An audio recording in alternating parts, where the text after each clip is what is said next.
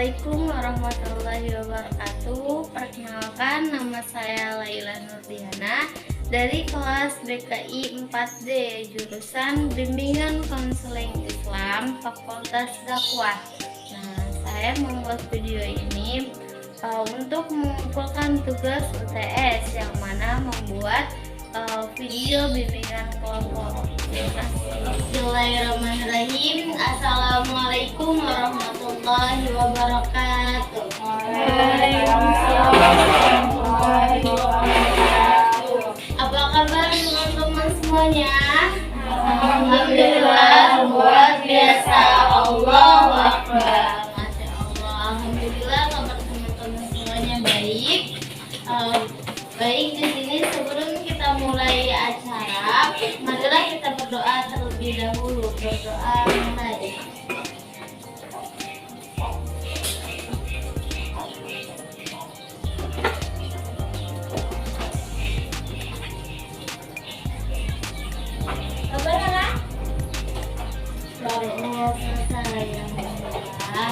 Semoga dengan bacaan doa tadi itu kita bisa memperlancar acara dari awal sampai akhir.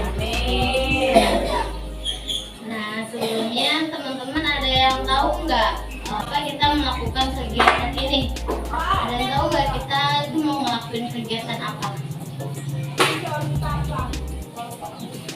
Iya, betul sekali.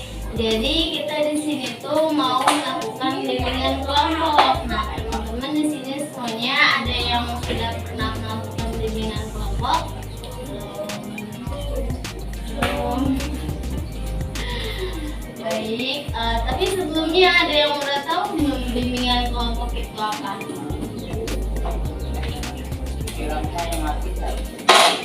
Ya.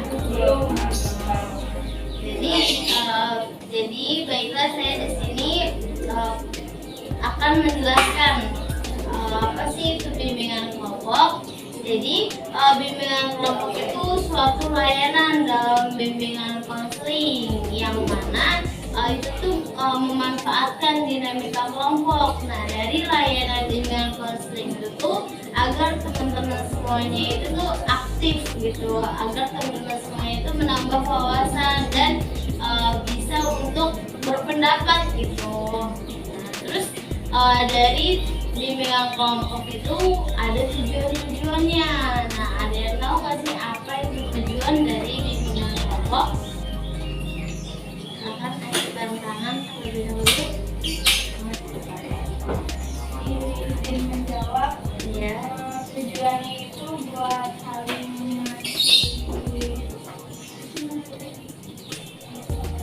pendapat satu sama lain, anggota kelompok berbagi pendapat. Jadi apa namanya?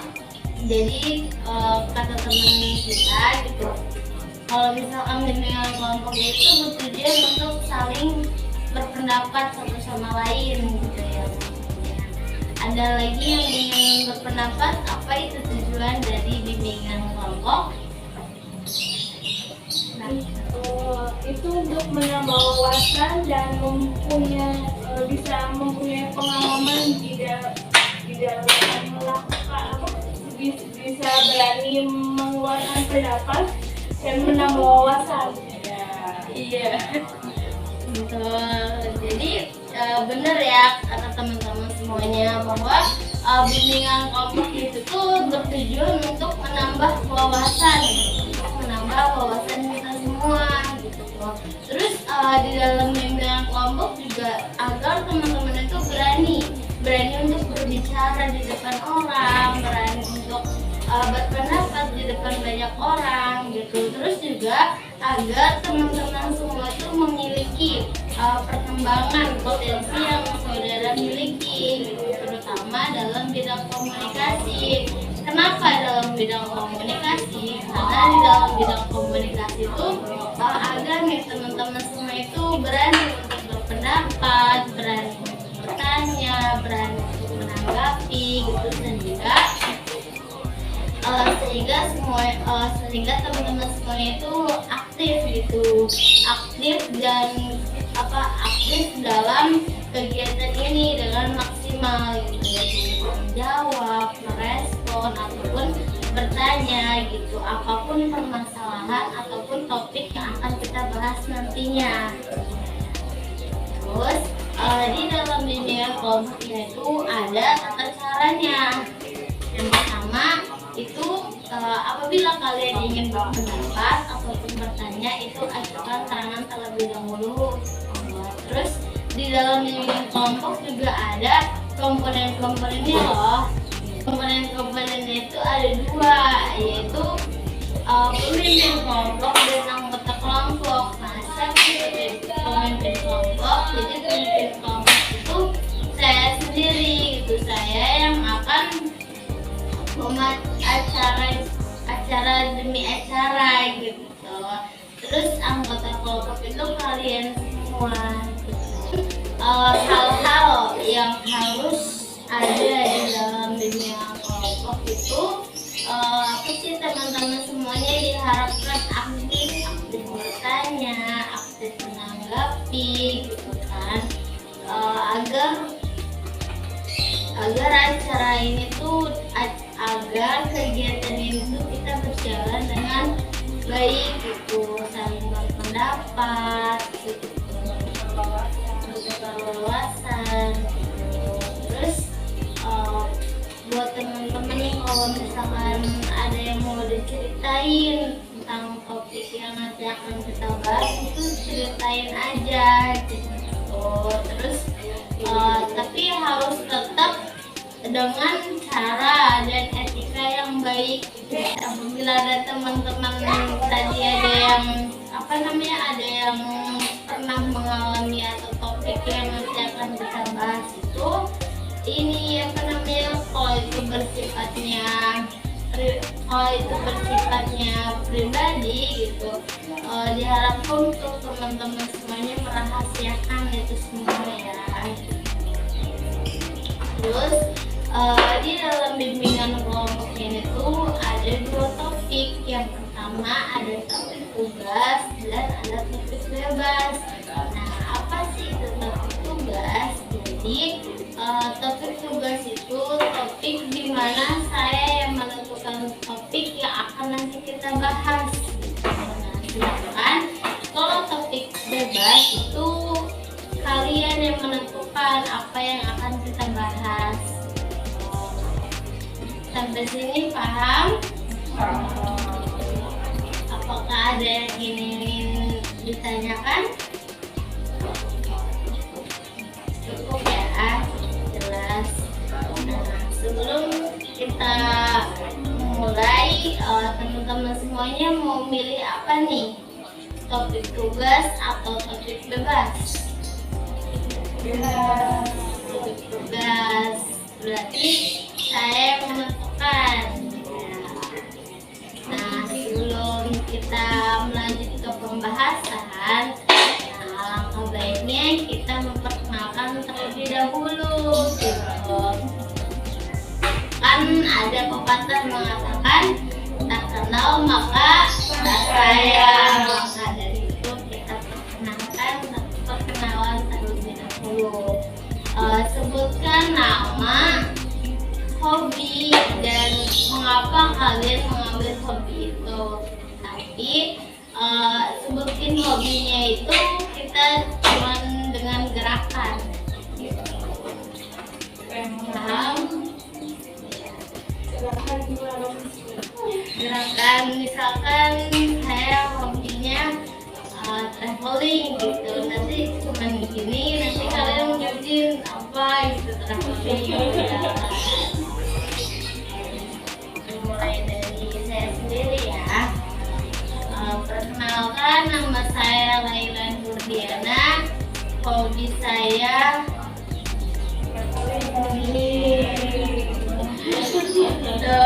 nah, mengapa saya mengambil hobi traveling? Karena menurut saya dengan saya sendiri, saya pribadi kalau misalkan traveling gitu ya, itu tuh kayak bisa menambah wawasan saya juga gitu. Buktinya menambah wawasan itu bukan cuma sekadar belajar, tapi dengan cara kita jalan-jalan itu juga itu bisa menambah wawasan kita gitu tuh, bisa apa ya, bisa menjernihkan otak kita yang tadinya kita gelisah atau gimana. Menurut saya pribadi, kalau misalkan dengan traveling itu buat saya tenang gitu. Selanjutnya dari sini apa dari sini?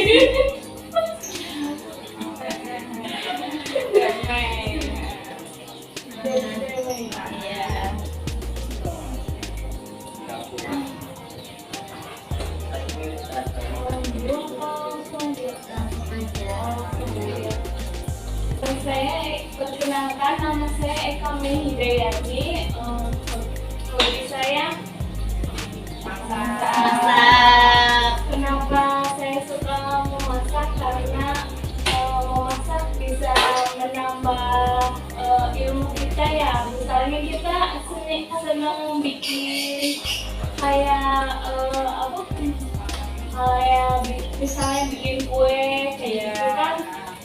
Bisa dijual tuh ya, misalnya itu buat nambah-nambah uang saku kita gitu. Terus misalnya bikin cemilan apa gitu kan bisa kita buat inovasi kita nih, bikin misalnya kayak cemilan kayak seblak kayak kan bisa buat nambah memasukkan uang saku kita. Selanjutnya, Perkenalkan, nama saya Winda Jaya Putri. Hobi saya gambar. Kenapa saya suka hobi itu karena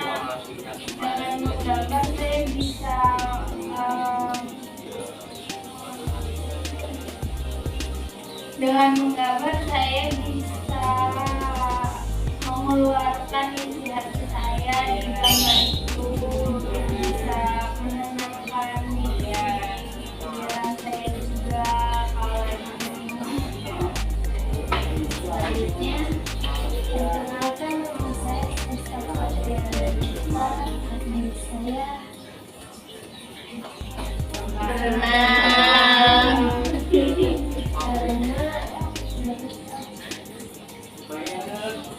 menurut saya berenang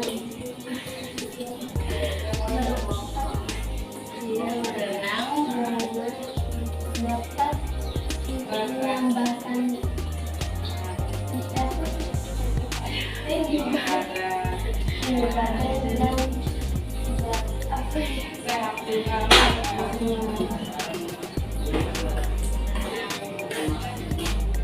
Selanjutnya,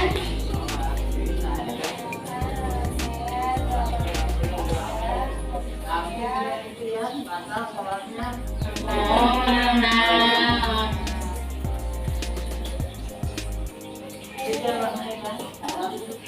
Kenapa memilih berenang? buat teman-teman hiburan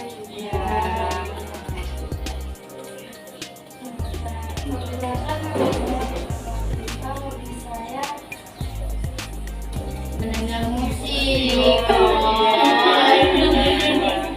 tujuan saya memilih hobi itu karena kan kalau di sekolah tuh suka sambil dengerin lagu itu kayak buat semangat buat jadi tugas hobi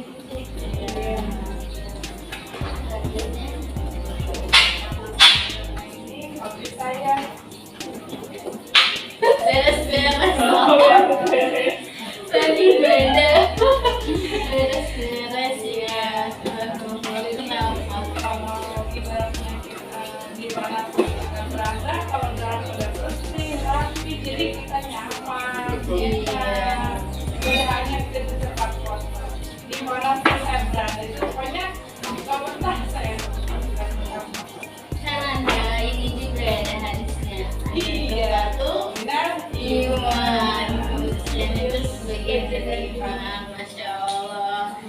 Teman-teman semuanya hobinya pada unik ya.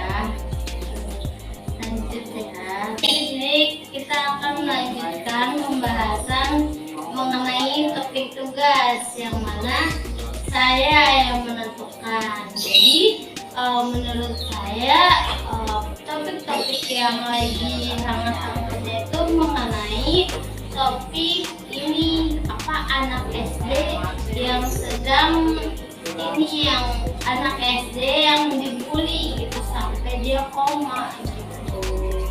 Nah, menurut teman-teman apa sih itu bully? Kayak mengenai temannya itu sendiri ya,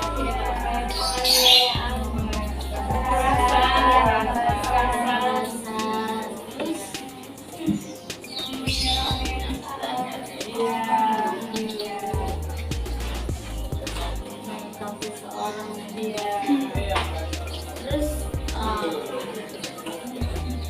ada lagi yang ingin berpendapat apa sih itu bully?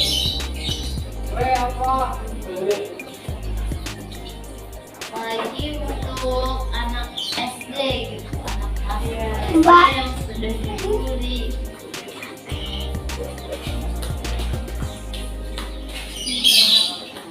Sudah cukup. Jadi saya akan menjelaskan terlebih dahulu ya mengapa gitu anak SD gitu kan dibully sampai dia koma.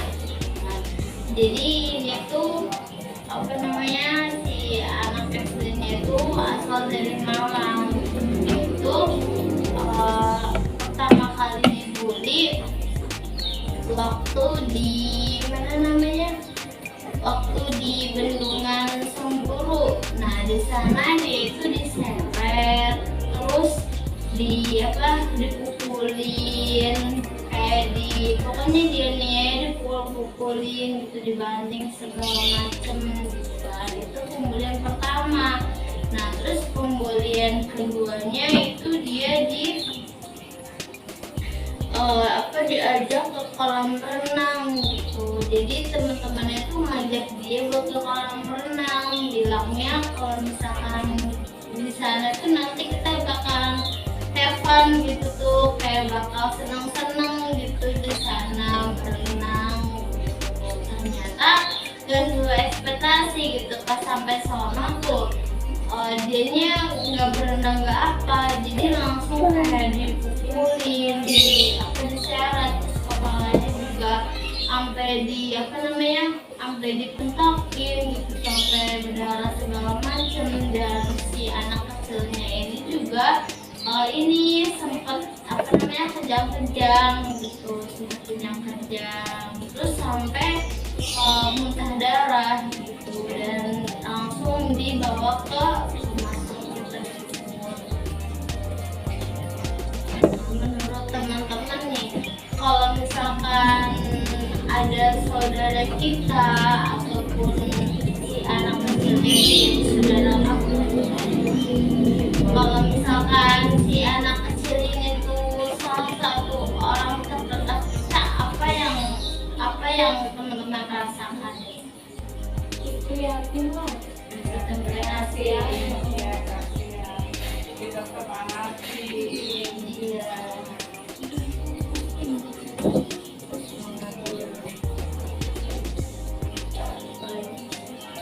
Itu sampai meninggal nggak kejadiannya? Enggak. Sampai masih koma.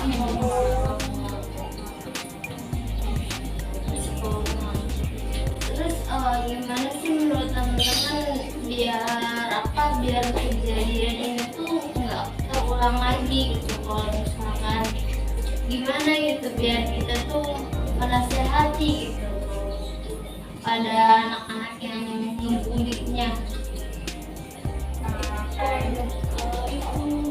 Melakukan konfirmasi ke pihak sekolah biar anak-anak yang melakukan penganiayaan itu maksudnya diberi bimbingan, pengarahan gitu biar kejadian serupa tuh nggak terulang lagi gitu. Orang tuanya juga ya, kalau perlu mah misalnya pokoknya dikasih efek jerah lah biar nggak ngelakuin hal tersebut lagi gitu. Kalau bisa mah buat pelajaran mah kasih sanksi. Kalau misalnya udah dikasih sanksi tetap seperti itu aja terulang lagi, gitu mendingan di DO aja, dikeluarin gitu ya. Biar nggak jadi korban yang lain. Iya gitu, nggak akan terulang lagi. Ada yang ingin berpendapat lagi ataupun kalian pernah dibully ataupun pernah jadi pembuli, cerita kita di sini kita cerita aja ya.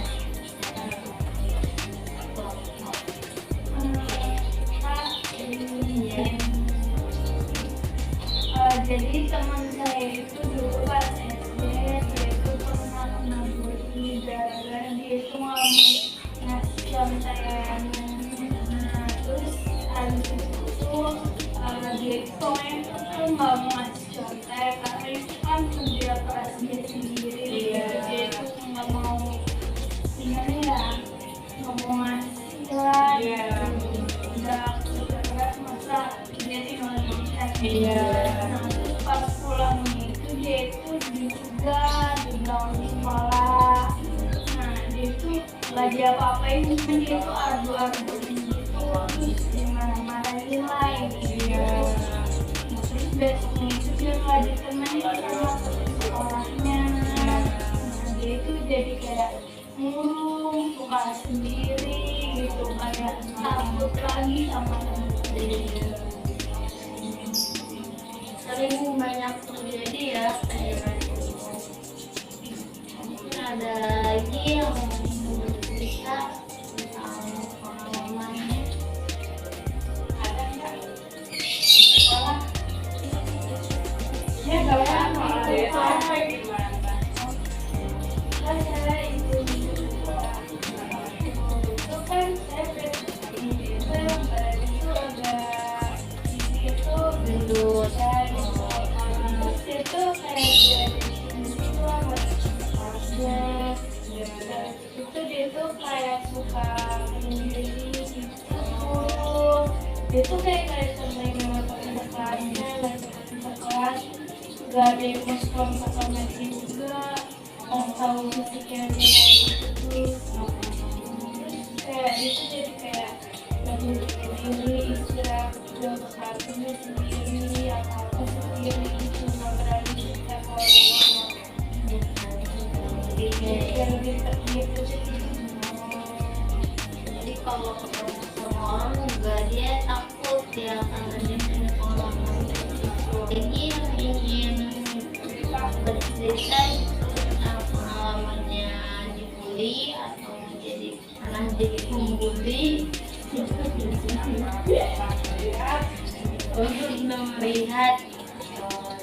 Terus menurut kalian apa sih, gimana gitu solusinya biar di Indonesia tuh nggak ada lagi tuh namanya pembuli-pembuli. Kan kita kan nanti apa ya sebagai apa sih nanti kan kita juga bakal jadi orang tua ya gitu. Gimana gitu biar anak kita tuh nggak jadi pembuli gitu tuh.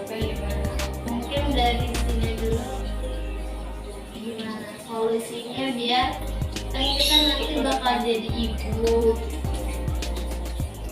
Nasihati anak. Ya ide mau ini ya berpendapat ya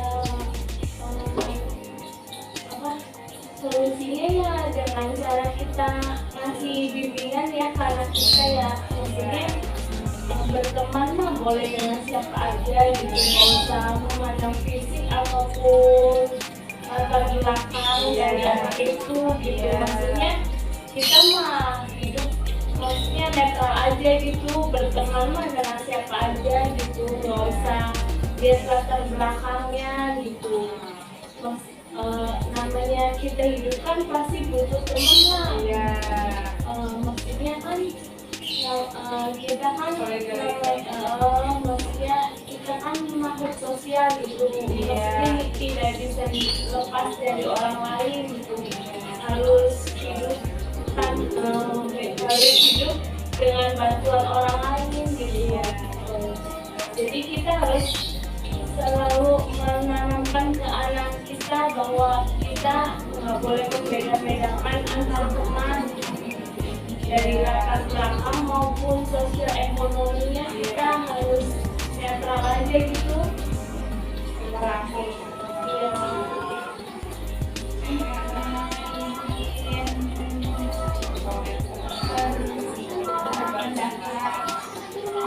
Dan juga harus milih lingkungan dalam pertemanan. Iya. Yang baik-baik, jangan kayak bandel-bandel gitu. Yang Jadi ke bawah-bawah.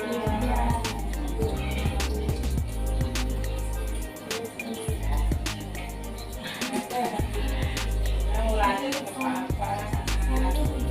Sama ya. Ya gitulah. Gimana Dan gitunya. solusinya biar anak kita nanti apa sih nggak jadi pembuli gitu? Jadi kita tanamkan dari kecil ke anak kita, terutama kasih sayang seorang ibu. Ibaratnya kita sayang seorang ibu ke anak itu kita mengarahkan dari kecil supaya anak itu ibaratnya untuk berteman sama yang kan dari namanya anak kecil itu kan teman yang sama banyak besar. Orang tua yang tahu jadi dia salah sama yang apapun lah orang tua ke anak tetap kita berbuat itu nggak boleh.